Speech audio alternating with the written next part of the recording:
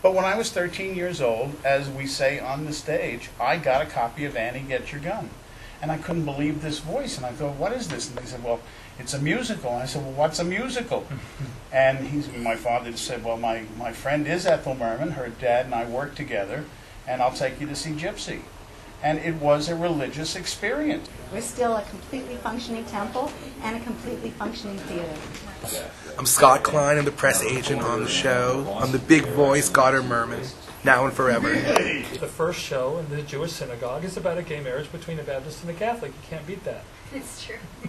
I did get to work with Ethel, and it was towards the end of her life, and she wasn't well, and they asked her to do Anything Goes, and she couldn't remember the words. And so I kind of took her to her dressing room and spent 15 minutes with her, and she came back and knew every word and belted it out right to the last row. And I said to her, I said, Ethel, do you remember that day that my father brought me backstage to meet you? And she said, honey, I don't remember yesterday. I actually got introduced to theater when I was accidentally cast in a show in Dallas. In a dinner theater, because the tenor was leaving that day, and I walked in the door and I was the only tenor who auditioned, so I got the job. And they kept me out of every dance number. They kept me out of anything where I had to act because I didn't know anything about it. I had Baptist feet, as they say. But all of a sudden, I discovered at the age of 24 that Broadway was a place. I literally didn't know what it was. You know, no singer, Tony Bennett, Frank Sinatra, you go through the whole list of singers, nobody introduced as many standard songs as did Ethel Merman. So she's left us an incredible legacy, and I hope this show is a small tribute to her great gift. So who was at the show today? So Jane Powell came to the show today. Beautiful, wonderful. She looks absolutely incredible. The amazing. She actually wanted to go home and feed her dogs, but she stayed to meet you guys, and what a delight. We're just like a straight couple. We've been together 20 years. We've spoken for 10. And she was here with John Erman, the first director I ever worked with in Los Angeles when I first moved out there. I had one line. I make a delivery to Tony Curtis, and he's doing a movie of the week, this man. He's directing it. After it's over, he wrote me a note thanking me for my beautiful work on it and making it what it was. It blew my mind. Today he was here. He heard my name, that I was the producer of the show. He said, Paul Greppo, I worked with you.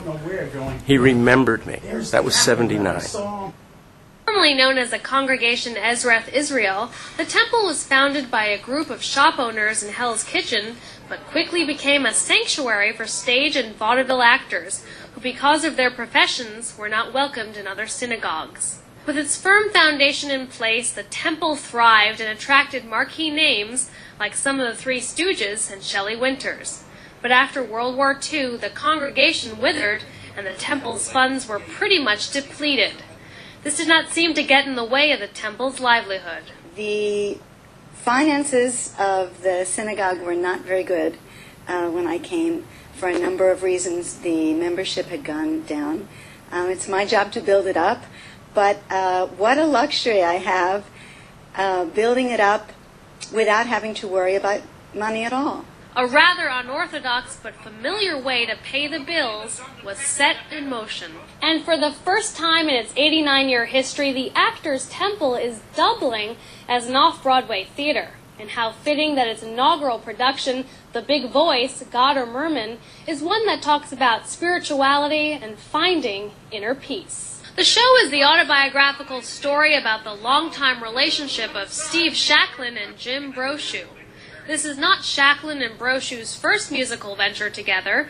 They also penned and performed in The Last Session, which dealt with the couple's tribulations and Schacklin's diagnosis of AIDS in 1994. This had been in the back of our mind to do a story about a Catholic and a Baptist and the places we came from and how the theater of the church of the theater was what united us and gave us our real ministry in life. And having a space like the Actors Temple certainly adds to the rich experience. It's really thrilling for us that we've been able to breathe life into the synagogue. You know, to have a show that's about a spiritual journey. The temple is a fully functioning off-Broadway theater, but it is also still a fully functioning synagogue, with services Friday night and Saturday mornings and holidays. And while the show is not a Jewish show, the temple could not ask for a better tenant. I'm very glad that the first show is such an honest and spiritual and heartfelt show. For more information on the Big Voice, God or Merman, or for more information on the Actors Temple, you can log on to thebigvoice.com. Clover Lalazar, New York 1.